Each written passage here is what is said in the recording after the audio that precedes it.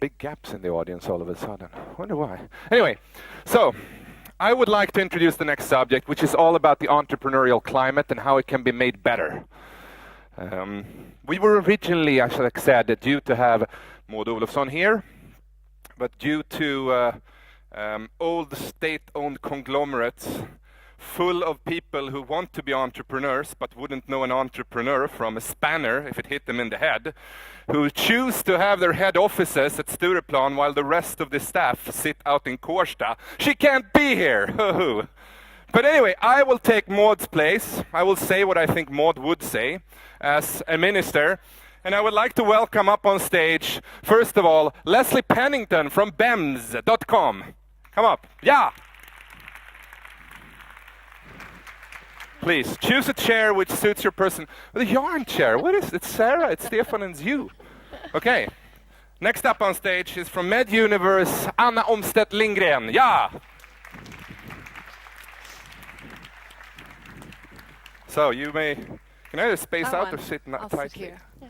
And last but not least from JCUT, Jonas Hombert. Where you at? Yes. Yes, come up here, Jonas. And you will all get a kind of 10-second pitch just to tell people about your companies. And do you want to start, Anna? Sure. Anna Omstedt is my name, and I'm starting a company right now called Med Universe. It's going to be an online network for doctors. We'll start off in Sweden and hopefully be in the rest of Scandinavia soon. Lesley? My name is Lesley Pennington. I am the CEO and founder of BEMS, www.bems.com. We design, produce, and sell sofa covers for IKEA sofas to 35 countries around the world via the internet. And Jonas. Great company, I must say first. My name is Jonas Hombert. I'm the CEO and co-founder of a company called JCUT. We provide video editing, but it runs directly in a web browser. So you don't have to install anything, you don't have to download anything, just enter a website and it works. And this technology we rent out to other companies. We have IKEA, we have Procter & Gamble and a few others. So. Right. Now, supportive business climate. I mean, what can we do better?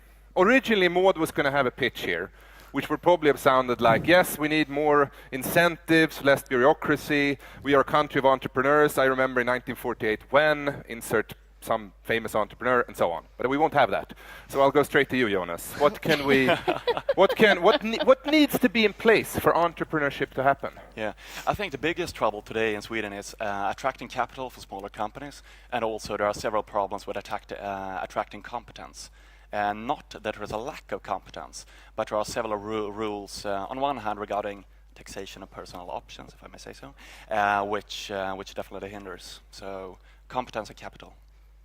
Competence and capital, that sounds like almost Maud speak. But anyway, bummer. Sorry. All right, Lesley, what would you say?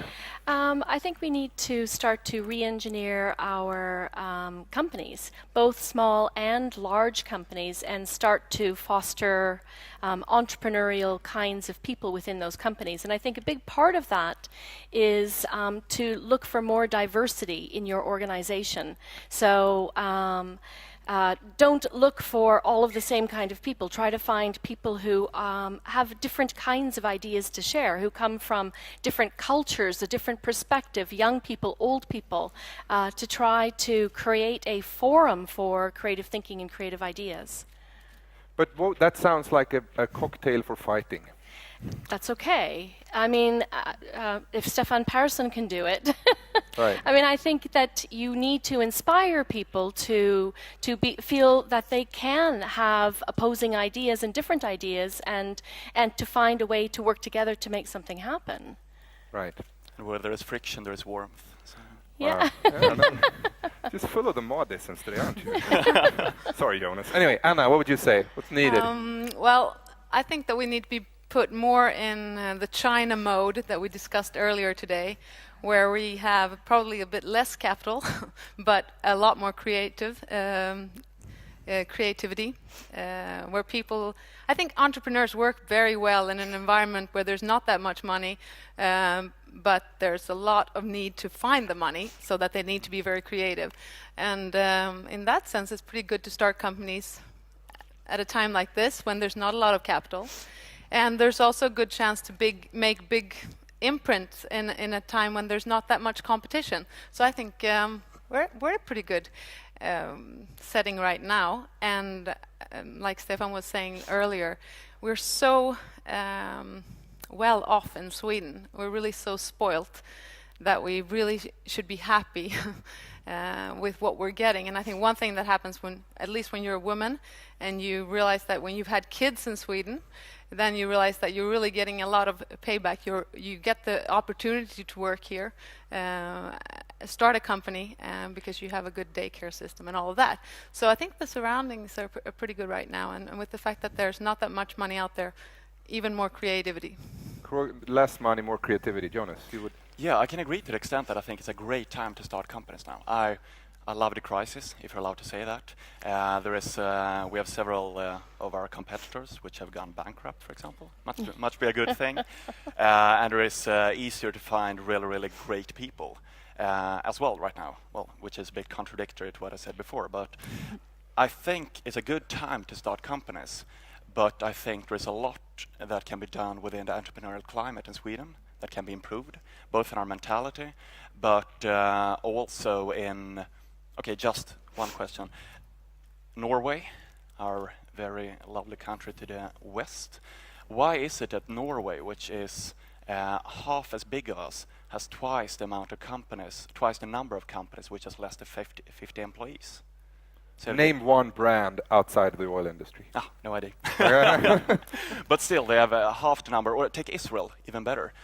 Israel, as of today, has more. That's a country of 7 million people. And they have more companies on the Nasdaq than China and India combined. Mm-hmm. Last year, they attracted more venture capital than all of France and Germany together. 7 million people. Right. So you're saying now you're making this into nationalistic, I mean the Swedish, which is not necessarily where we're going, since Maud isn't here anymore. But just to stick with that for 1 second, I mean, so you're saying that Sweden isn't an entrepreneurial miracle, but... I think there is a lot that can be done still, and I think things are good. One thing, for example, Israel's model like that one. Israel, basically, the government of Israel set up a fund where they co-invested in companies that foreign investors invested in. So if you were a foreign investor and you wanted to invest in my company, you invested $1 million, then they would also invest up to $1 million. Oh, so they sort of count, so they were public-private partnership in essence. Okay. And I think that could be a very interesting model that the Swedish Vinnova could look at, for example, and see how they could work increasingly with that. Maybe they are already. I don't know. What would you add? You're nodding your head here. Yeah. Or shaking. I think that we're talking about adversity here. That adversity creates entrepreneurs, and I think that's what you touched on was the recession is actually a good breeding ground for entrepreneurs. However, I think that an issue in Sweden is the cradle to grave support, which is very important as part of the Swedish soul. It does not create adversity. And at some level, you want to create adversity. You want to create a difficult time. I mean, I think one of the reasons that there's so much entrepreneurism in Canada and the United States is that it's a country of immigrants, people who gave up everything and went to the new country and had to build log houses and start something new, and so that created that adversity. And I think that's something that's perhaps missing in Swedish society is the adversity. Well, we're doing too well. Yeah. You're nodding your head here. Yeah, well, that was my point. I mean, we're doing really well, but that's also something that we should take advantage of, because if we put a little bit of China mode into that and set up the setting that, okay, let's look at the pirates in the bay that we were discussing earlier. Who are they? What are they looking at? And what are their intellectual properties? What competence strategies do they have today? And sort of dig into that and start acting upon that. We have a much better solid ground to stand on when it comes to everything surrounding us. So building businesses here should be even better if we put ourselves into a different sort of frame. And I don't think it has to do with giving us incentives, money, or I mean, obviously that would be great for some companies in some phases. But just to start a company in Sweden, I think is quite easy, and we've got pretty good surroundings for that. Just to add theory to practice, I have 2 young boys at home. They're about 2. Should I make life for them full of adversity to make them better entrepreneurs? Is that what you're saying? Yeah. But I think you should encourage them to take risks. I mean, I think we Climb higher. Yes, you're not high enough. Yes, do drink the bleach. It might be delicious. No, but I think you should question the obvious. There are always things in Sweden or anywhere, wherever you are, that have always been there forever. It's always been done in this fashion. This is how we've always done it. And then just ask the question, does it need to be done this way? And sort of start feeding entrepreneurs that way with questions. And I think as parents and educators, we have an obligation to start to work with our children to encourage them to think creatively. Actually, I had dinner once with Maud. You don't look a lot like her, but I know.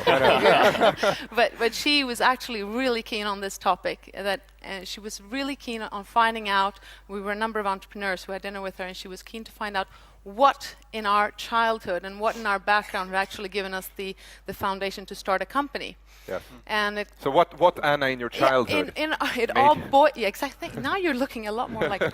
And now it boiled down to, in this group of 5 to 6 people, that our parents had been very good at promoting us, giving us very good self-esteem. And if not the parents, it would have been the first year teachers, for instance, first grade teacher who'd been very inspiring and giving us good self-esteem.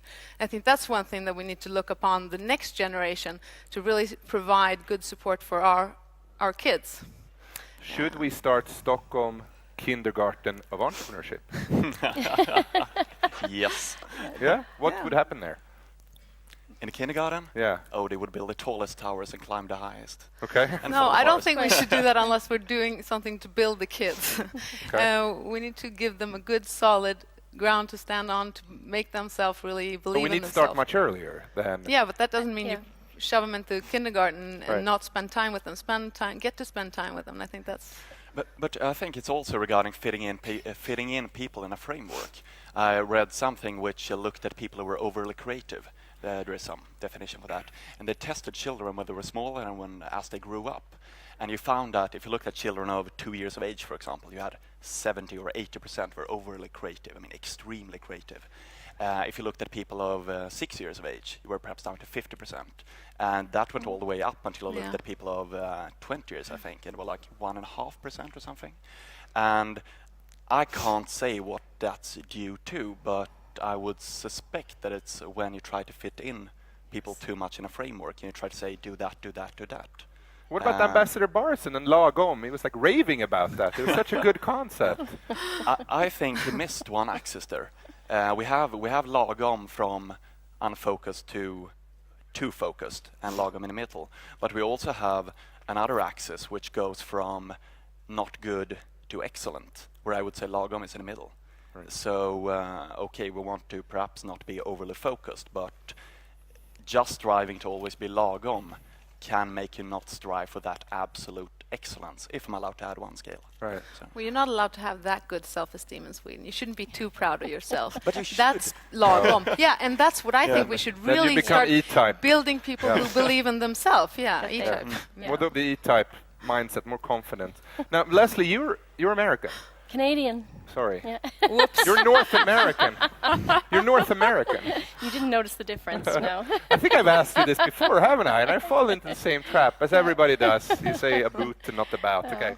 I don't have my Canadian flag sewn on my back today. But this is interesting, though. Canadian entrepreneurship, is it as strong as the Californian model that we talked about this morning? Or? I think, as I said earlier, I think that because, both Canada and the United States have been built by immigrants, and, we have lots of stories about, our fathers' fathers and how they built companies from scratch. And so I think that both Canada and the United States are similar in that way. But I think that California is quite unique. It's like a place where it all came together. And I think, technology was simply what allowed it to happen, because these were new companies that formed and grew very quickly and had the opportunity to try out some new business models from the beginning. And I think they've been incredibly successful with entirely new ways of thinking about, allowing employees to be entrepreneurs. Right. Anybody else with that experience from a Californian mindset, or? Well, to Japanese. some, I was down in San Francisco 3 weeks ago now, and I never been there before. I'd been in San Diego, but I was amazed by how people were in general. Just the openness to start off. If you sit on a Swedish subway and you try to talk to the person next to you, they will think you're crazy, absolutely, total out of your mind, or just trying to flirt with them, or just a psycho. But there, I was sitting in a restaurant, and someone from a table, at least 1.5 meters away, so they started spontaneously to talk to me. And then you continue to talk, and you realize that a lot of people in that area were entrepreneurs, or they at least they were building something in general, and their attitude was so extremely positive. I couldn't get past that, even though many of them had a very realistic point where the US were right now. They were down in a crisis, if I may say so, and they had a lot of issues, and were probably going to have quite some more. Everyone were overly positive, and rather instead of seeing the problems, they saw the opportunities in this. So this was a great time once again. So. Yeah. Right. I assume you're going to interrupt us when you have questions, so I'll just keep on going. And we have the Twitter correspondent here. So if we talk 10 years ahead now, and you get a wish list, what would you like to see happen? Or what would you like to see Maud or her successor, if she's not re-elected next year, decide or give?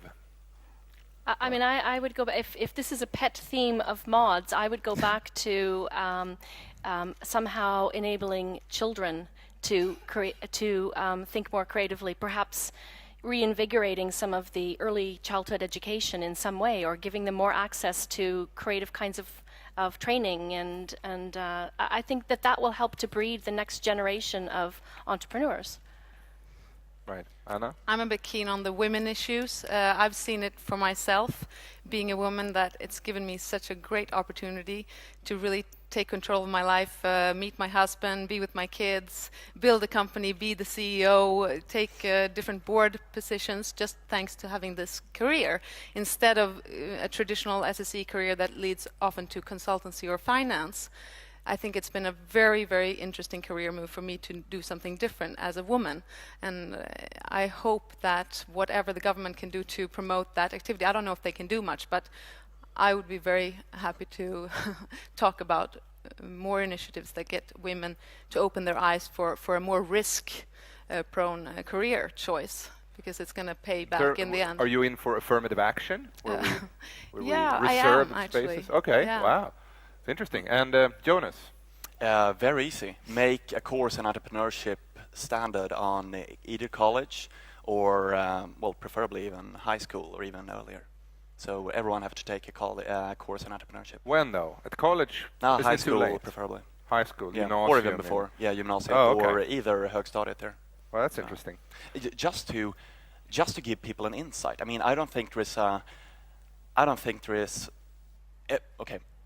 All of the 10 biggest companies in Sweden are founded before 1970. Why? I don't think people today are. When I was studying at KTH, no pun intended, it was standard to go on and work in a large corporation. What was the pun afterwards. about studying at KTH? No, that it was so standard that you were expected to work in a large corporation. You Right. weren't. I found SSEs and Ex-CTO at KTH, Right. but apart from that, entrepreneurship wasn't up on the agenda, and therefore I think, and that was even in college or later in university.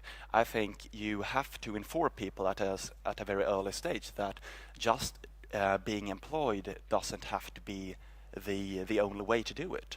You can fulfill your own ideas, work with what you want, with the people you want, when you want, where you want as well. So to make the SSES model spread more, make it mandatory, compulsory at an earlier age. at an earlier age, make it compulsory to get an insight into that there is another way as well. So this has been fantastic.